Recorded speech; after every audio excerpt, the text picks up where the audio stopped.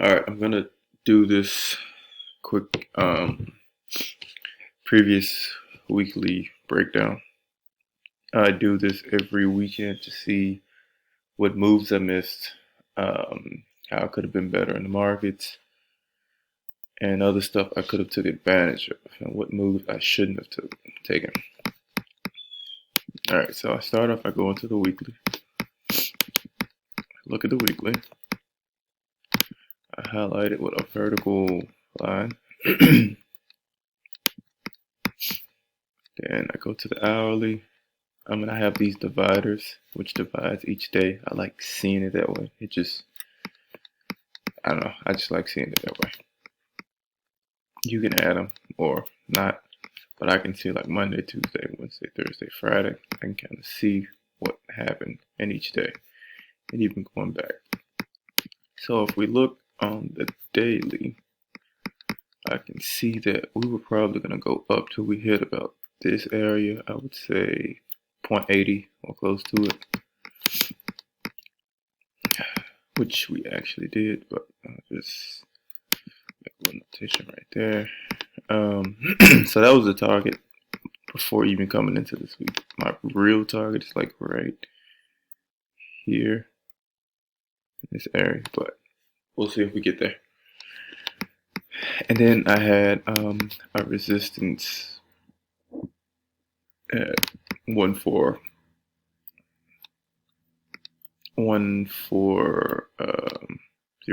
This is like a major area.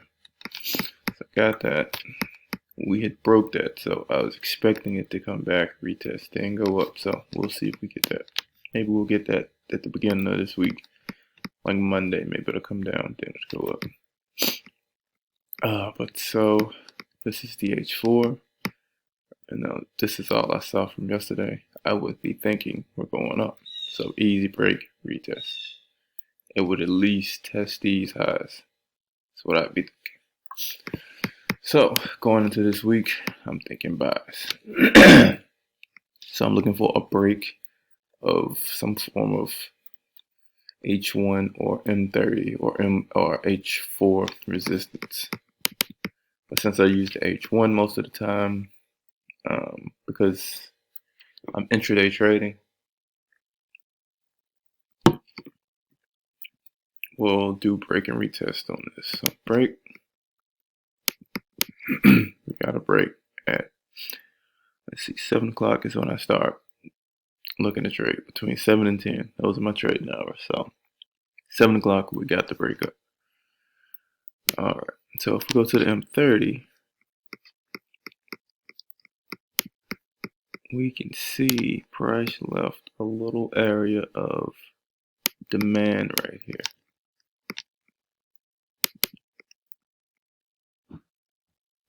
And this is also like a major price level. It's like that. So it's kind of a break and retest of that as well. Excuse me. So price broke up, came back. I actually took this trade, but I took it on the M1.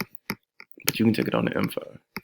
Take it on whatever time frame you feel comfortable with. For entries, I use M1 through M5. Sometimes if M15 if I'm not really sure.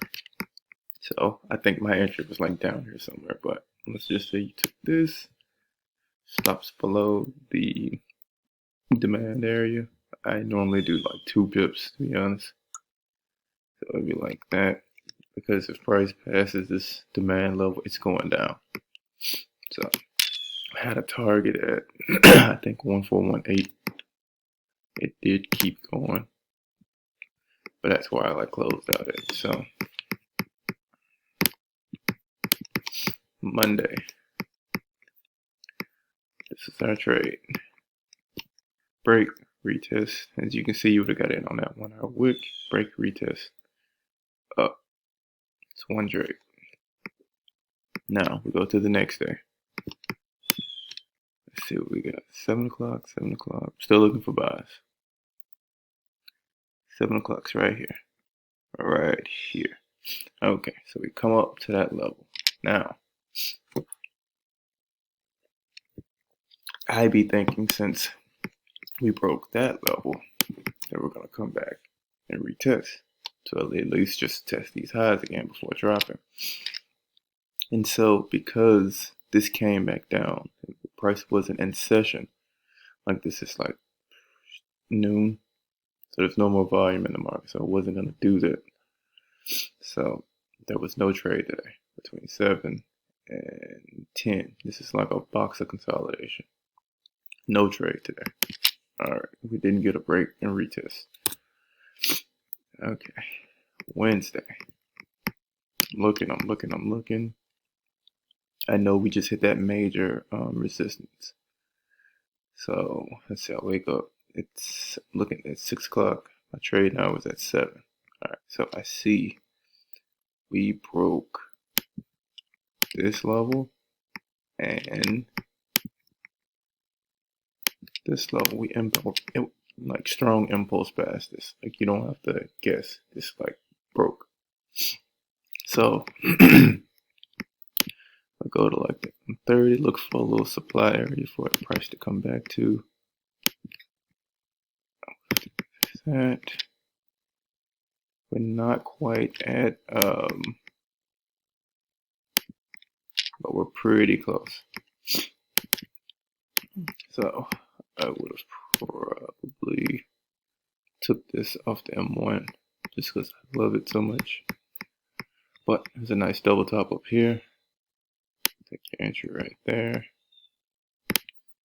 Stops a couple pips above the supply area because again, if it breaks above here, it's probably gonna go up.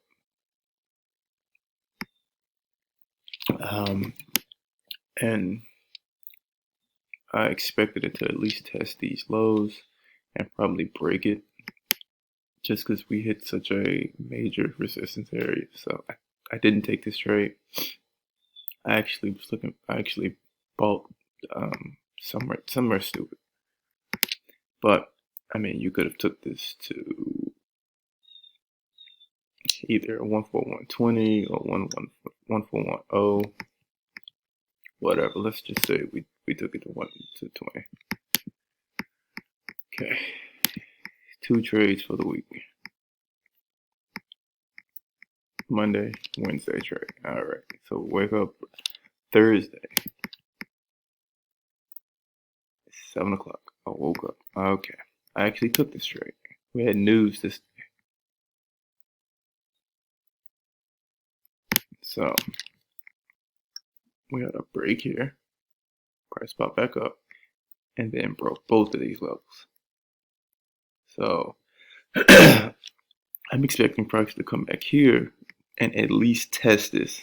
I don't know if it'll break it or not, but at least test it. So if we go to M30,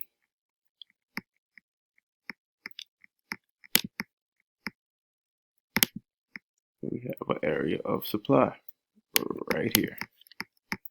And let's see if we have a level near here. Yeah, so we got 50. Okay.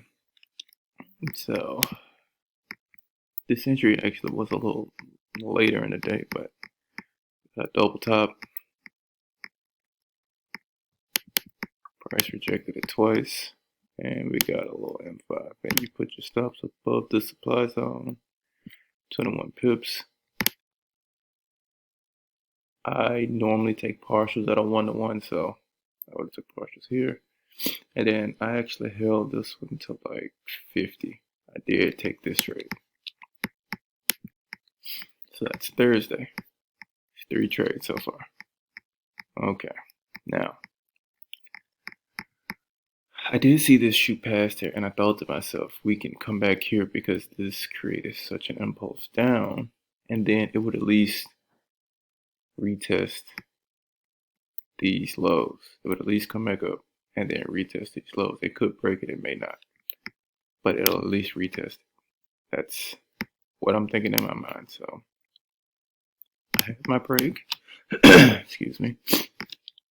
And if I go to M30, I had a nice simple supply area right here.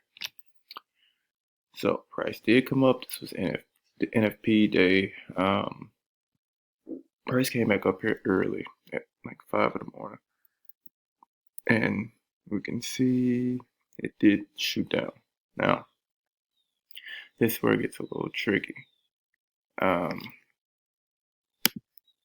think I had like a trend line right here or something, whatever.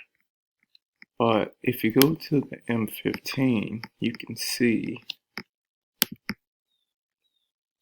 price made a little supply area here, retest, drop. But only problem is I don't trust, if I can't see it on the M30, it's burned me. I've kind of learned that. So I don't really trust it. So I didn't take a trade. But that would have been a nice trade for another like 80 pips. But without taking that trade, you had 3 trades for the week. So this trade was a 1 to 5. Okay, 5%. This trade was a 1 to 6. 6%. That's 11% in 2 trades.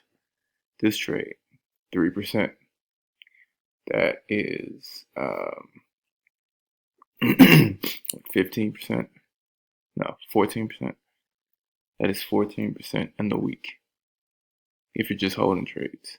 If you're taking partials, it's probably between 7, 8, maybe 10%. That's your FTMO challenge right there. 3 trades. That's your 10% in a week. Without over leveraging, without over trading. Simple. Like you have to take what the market allows. That's it. I do this every week. That's the week.